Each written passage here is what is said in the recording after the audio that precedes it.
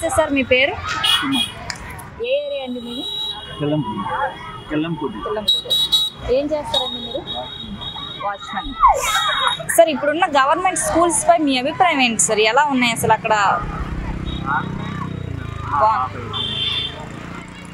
Sir, అయితే మిగతా పార్టీలు ఎలక్షన్లో భాగంగా పథకాలు పెడతాం, హామీలు ఇస్తున్నారు. మరి దానిపై మీ స్పందన ఏంటండి? వాళ్ళు మీరు ఎందుకు నమ్మరు? అయితే మీరు 2024 ఎలక్షన్లో జగన్కే ఓటేస్తారండి? నమస్తే మ్యామ్, మీ పేరు? మ్యామ్, ఏం చేస్తారు మ్యామ్ మీరు? ఏ ఏరియా అండి మీది? మ్యామ్, ఇప్పుడున్న గవర్నమెంట్ పై మీ అభిప్రాయం ఏంటి మ్యామ్? నచ్చిందా, నచ్చలేదా? వచ్చే ఎన్నికలు 2024 ఎలక్షన్లో ఎవరిని ఓటేసి గెలిపిద్దామని మీరు అనుకుంటున్నారమ్మా? నేను మళ్ళీ అన్నీ రావాలనుకుంటున్నానండి. ఎందుకంటే అన్నీ వస్తే మాలాంటి 100 కుటుంబాలు చాలా హ్యాపీగా ఫీల్ అవుతాయి. ఎవరికి ఏ బెనిఫిట్స్ ఉందైతే మాకు తెలియదు, మాలాంటి మాకు చాలా హ్యాపీగా ఫీల్ అవుతాం. నేను మళ్ళీ జగన్ అన్నయ్య రావాలనుకుంటున్నాను. అయితే అమ్మ, మిగతా పార్టీలు కూడా ఎలక్షన్లో భాగంగా పార్టీలు పథకాలు ఇస్తాం, మీకు హామీలు ఇస్తున్నాం, మీకు మేలు చేస్తాం అని చెప్తున్నారు. మరి వారికి ఎందుకు మీరు ఓటు వేయాలనుకోవట్లేదు? గత 4 సంవత్సరాల కిందట నేను దిగే ముందు మీకు 3000 ఇస్తాను అని అన్నారు. ఈ రోజు ఇచ్చిన మాట రేపు మనం మర్చిపోతాం. అలాంటిది 4 సంవత్సరాల కిందట ఏ మాట అయితే మనకు అన్నారో 3000 ఇస్తానని, అలాగే అదే మాట మీద సంవత్సరం 250 రూపాయలు చొప్పున పెంచుకొని ఈ సంవత్సరం 3000 మాకు ఇచ్చి చూపించి మాట నిలబెట్టుకున్నారు. ఎందుకంటే ఇంకేం కావాలండి?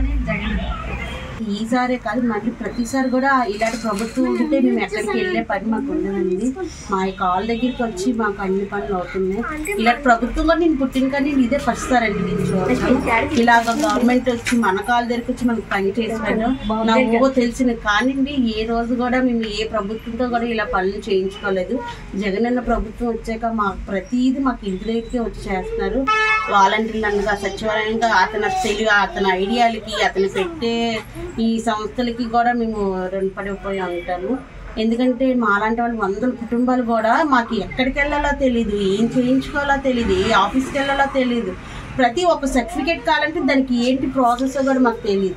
అలాంటిది మేము ఒక్క ఫోన్ చేయగానే సచివాలయ సిబ్బంది ఏంటి, వాలంటీర్లు ఏంటి, మాకు కాల్ దగ్గరికి వచ్చి మీకు ఏం కావాలి, మాకు ఇలాగ ఆధార్ అప్డేట్ కావాలి, మాకు ఇలాగ ఈ అప్లికేషన్ కావాలి, మాకు ఇది కావాలంటే వాళ్ళే వెళ్ళి చేయించి మా చేతికి ఇస్తున్నారు.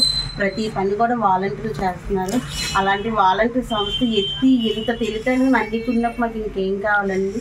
ఇప్పుడే కాదు, ఎన్నిసార్లు అయినా అన్నీ వస్తే మాకు ఈ మాలాంటి కుటుంబాలు చాలా బాగుంటాయి. మేము చాలా హ్యాపీగా ఫీల్ అవుతున్నాం. ఇప్పుడు ఈ ఫంక్షన్ ఇచ్చినందుకు, ఈ ఫంక్షన్తో నా ఇల్లు గడుస్తుంది. ఇంకా అంతకు మించి ఇచ్చిన మాట నిలబెట్టుకునే వాళ్ళు ఈ రోజులు ఎంతమంది ఉంటారు? ఎవరో ఏదో అన్నారని ఎవరికి నాకు తెలియదు. మాలాంటి కుటుంబాలకు మాత్రం ఇలాంటి ప్రభుత్వం అయితే కావాలి. ఇప్పుడే కాదు, ఎన్ని సంవత్సరాలైనా ఇదే ప్రభుత్వం ఉండాలని మనస్ఫూర్తిగా కోరుకుంటున్నాం. అయితే వాలంటీర్ వ్యవస్థ అనేది ఒక యూజ్లెస్ అని చాలా మంది అభిప్రాయపడుతున్నారు. దానిపై మీ అభిప్రాయం ఏంటండి? అది చాలా తప్పండి. మళ్ళీ చెప్తున్నాను, ఆ సూర్యుడు రావడమైనా లేట్ అవుతుందేమో కానీ వాలంటీర్ పెన్షన్ ఇవ్వడం లేట్ అవ్వదు. నేను లెగైనా ఒక్కోసారి డోర్ కొట్టి మరి అక్క ఇదిగో నీ పెన్షన్ డబ్బులని ఇస్తే నేను ఇది కళా నిజం అన్నట్టుంటుంది. గత ప్రభుత్వంలో అయితే 1 నుండి 10వ తారీఖు వరకు రోజు వెళ్ళేవారు అండి. మేము కూలి పనులు చేసుకునేవారు. మాకు అమ్మ ఇలా పెన్షన్కి వెళ్తుంటే వాళ్ళు చిరాకు పడి ఏంటి 1 రోజు 2 రోజులు 10 రోజు నువ్వు ఎందుకు రోజు గంట వెళ్ళిపోతున్నా అనేవారు. లైన్లో నించుకొని ఇస్తారా ఇవ్వరా తెలియక ఒక రేపమ్మ అలాగంటే వాళ్ళు ఇచ్చే డబ్బుల కోసం ఎన్నోసార్లు తిరిగేవారు. ఆ పెన్షన్ ఇచ్చే 1000 రూపాయలకి 10 రోజులు తిరిగేవాళ్ళం. మళ్ళీ ఆ సంస్థకి ఈ సంస్థకి ఈ కటింగ్ ఆ కటింగ్ అని ఈ రికమెండేషన్ ఆ రికమెండేషన్ ఉండేది. ఇప్పుడు ఈ ప్రభుత్వంలో ఇచ్చే పెన్షన్ ఎంతైతే అక్కడ అన్నీ అంటున్నారో అంతే మాకు పెన్షన్ మా చేతికి తెచ్చి ఇస్తున్నారు. అందులో ఏ మార్పు లేదు. మాకు ఇలాంటి ప్రభుత్వం ఉన్నది మేము చాలా ఆనందంగా, నేనే కాదు నాలాంటి 100 కుటుంబాలు చాలా హ్యాపీగా ఉన్నాయి. ఇంకా ఎవరు ఏమన్నారు, ఎవరు ఏం బురద జల్లరు మాకు అనవసరం అండి. మాకు తెలిసిన వరకు మాకు అన్నీ ఉంటే మాకు మాలాంటి కుటుంబాలు బాగుంటాయని నేనైతే మనస్ఫూర్తిగా కోరుకుంటున్నాను.